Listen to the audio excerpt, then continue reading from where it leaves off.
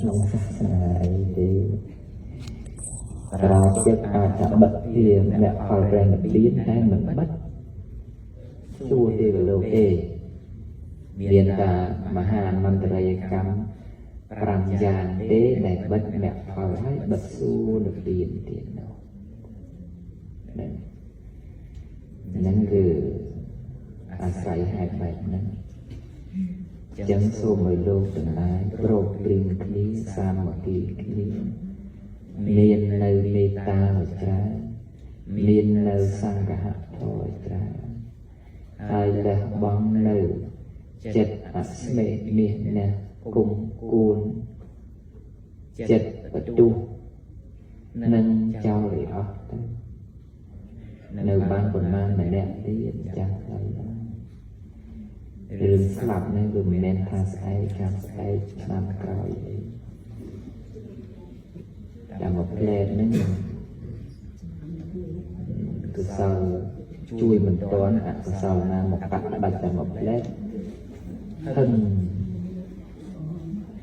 ខ្ញុំក៏ដល់ខ្ញុំសួរលោកទាំងឡាយថាលោកទាំងឡាយត្រូវការពេល50ឆ្នាំទៀតដើម្បីដកដង្ហើមនឹងឲ្យរស់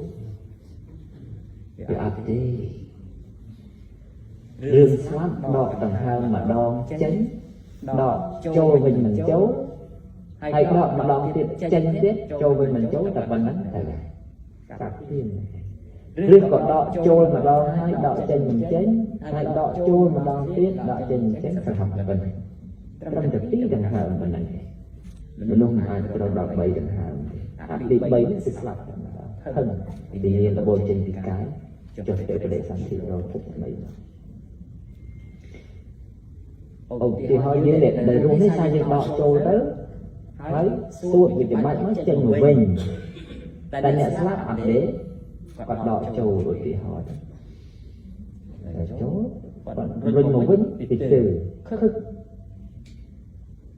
បើចឹងគាត់ខំប្រឹងស្វាងដកម្ដងទៀតឲ្យខ្លាំងដើម្បីរុញវាចេញម្ដងទៀតនោះគាត់ប្រឹងអាលើទី2វិញអាលើទី1ទៀតគាត់ដកវិញម្ដងទៀតចូលមក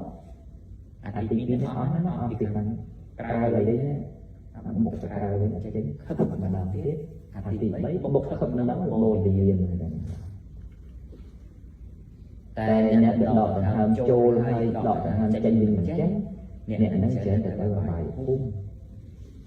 ព្រោះទុកវេទនាថាប្រកាសប្រកាន់ហ្នឹងអ្នកហ្នឹងវាស្ដាប់ចេះទេ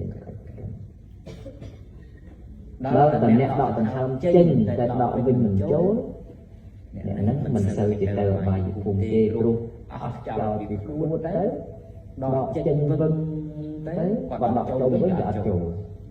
ទៅចោលតែមួយទៅគាត់ប្រឹងដកតែចេញវិញទៅចេញអូពីខ្លួនគាត់តែគាត់មិនដងទៀតអត់ចូលដាច់ចោលពីក្នុងខ្លួនអត់តែអ្នកហ្នឹងខ្វះស្រួលជាង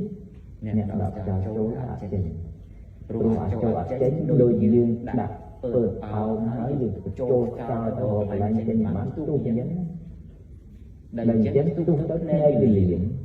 ដាក់ទៅខំលៀងមួយអីចេញខាងវាបានអីចឹងអូវាណែមិនអញ្ចឹងវាធាក់ចេញពីទឹកធាក់ហ្នឹងវាបានឲ្យផលwhenអ្នកណាស្គាល់ទៅស្រួលអត់ចោលណក់ចេញខាងហ្នឹង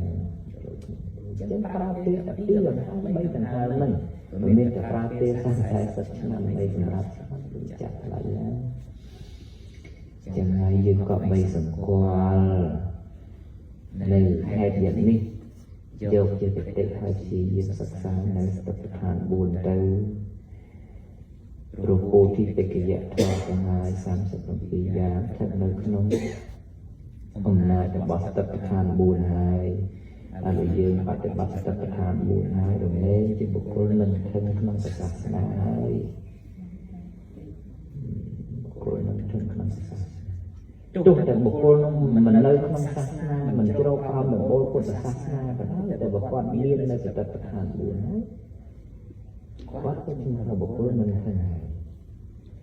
ខ្លាចតែបុគ្គលក្នុងពុទ្ធសាសនាគ្នាឯងទេចេះតែយកពុទ្ធដីកាយកមកធ្វើជាទីអានចោលចេះចោលចោលទៅតែខ្លួនកំពុងតែបដិបត្តិ ប្រាសាទឬក៏ជ្រុលនិយមនេះទេនេះពីពុទ្ធសង្ឃក្នុងសាសនានេះមិនមែនអត់នរុអីទេបើទុំមិននរុមួយនៅក្នុង